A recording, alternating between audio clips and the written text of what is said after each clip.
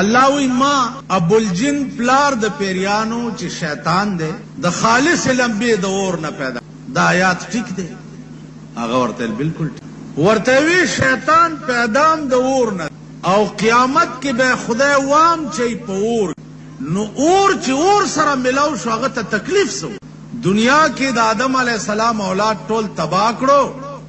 او د چې د سشي جزو هغه تلاړو نو هغه ته تکلیف سو مولاریان چې بیړای غر کشدا دیت یا غاریان ولاړو جواب سوچ کولو یا یو جټ ولاړ نو ارزاو چې عیسی علیہ الصلوۃ والسلام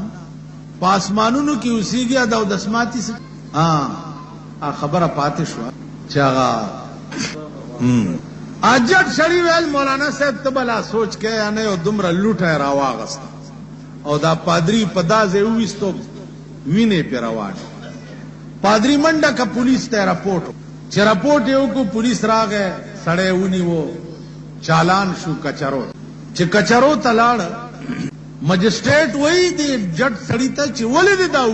وی جدنه تاسو کا چې تاسو سوال کړو زمون په مو و تاسو سوال کړو پادری سے ورته ما دا ویلو چې شیطان پیدام اور نه دیو قیامت کې به خدای وام چي په اور کې نور چې اور سره ملاو شي هغه ته څه تکلیف کیږي نو خلق هم تباہ کا او څه تکلیف هم ورته اجټ ورته وای چې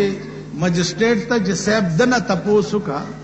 چې تا کوم آیات ویلې او زمون په دې مولا دې سوال کړو دا آیات تلک بیا و خلق الانسان من صلصال و د دې ترجمه وکړه و الله وای چې ما پیدا کړی د انسان د خټې و پادری صاحب انسان د خټې نه پیدا دی ویاو و انت پیدام د خټې نه ماوم وشته په خټه نو خټه چې خټه سره ملاو شاغه ته څه تکلیف شو چې په ما دې راپورټ مو کورا چالان دي په لوټه می وشته وکنه ویلو و خو ته پیدام د خټه او د لوټه نه او ماوم وشته په لوټه و څنګه تکلیفونه شو دا ویني را روان نه ویل دغه څه به شیطان نم ویني رواني هغه اور چې کوم له به شیطان دی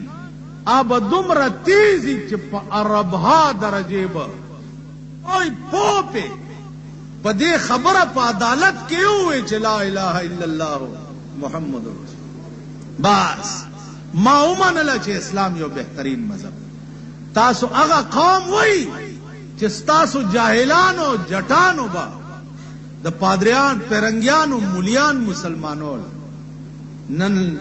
زمونږ حالت نو عرض می داو چې عیسی علیہ الصلوۃ والسلام اسمانونو کې اوسېږي نو داغه د اسماتی څه نو ما وی چې په دې اسمانونو کې الله وی چې دومره مخلوق اوسېږي چې داغه شمار سیوا د خدای نه بل چاته